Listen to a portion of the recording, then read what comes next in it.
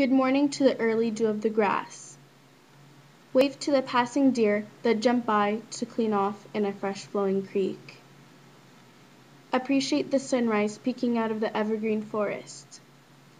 To all the greenery, you are from the origin of life, a masterpiece by God. My contact with you has been essential for my spiritual growth, because to understand the creation intended for us has me join with you. Not only do I see you around, I can breathe, hear, and even taste you with the gifts that you have to offer us to eat. We buy houses with views, we find beauty in lying by a beach, in mountains, and most of us call it beautiful British Columbia. Why that is? Because the majority of our forestry and mountains cover our province, still untouched by human hands. There is something inherently restorative about natural setting. Studies show that mental benefits are linked to diversity of plant life. This fills us with a sense of adventure and wonder, rather than staring out to an expected green empty field. From the movie Children of Men, although we see one of the finest and expensive art of history in Theo's cousin's house, it does not strike us. In fact, it looks ridiculous, because as a country dissolves, so does its artistic value. But in Blood Diamond, when Danny Archer was living through a war, nothing could destroy the appreciation and awe that struck him from the landscape of Africa, a landscape with diseases and wars. It had eased his spirit before he had departed. As much as we try to please people with materials, nothing can reach deep into our soul as much as the original gift of God. An experiment had been done to check the stress levels of each group with different sceneries. One group was put in front of a grassy lawn with trees.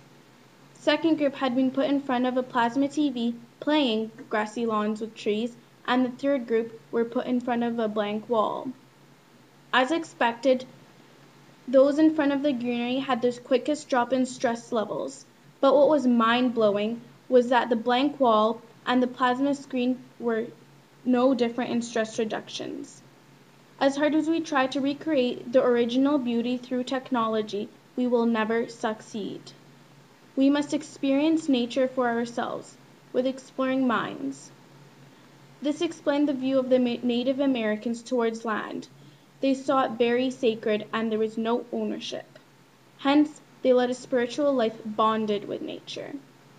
Looking out to the city reminds us of people's earthly desires, and pollutes us with the energy of their negative emotion.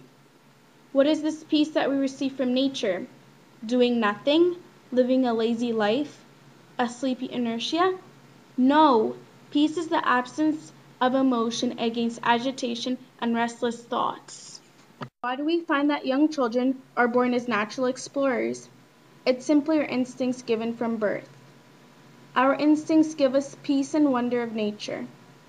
As we grow up in the city, we begin to forget about the peace that we once had, by the calm and simple mind. Do not hesitate to show your love for nature. Preserving nature is one thing, but appreciating it is quite another. Once you learn to appreciate God's gift, preserving will come naturally. Embrace the world that is given to us. Fulfill your natural instincts. Go out and find your inner peace. Osho, a famous Indian poet, expresses that trees are happy for no reason.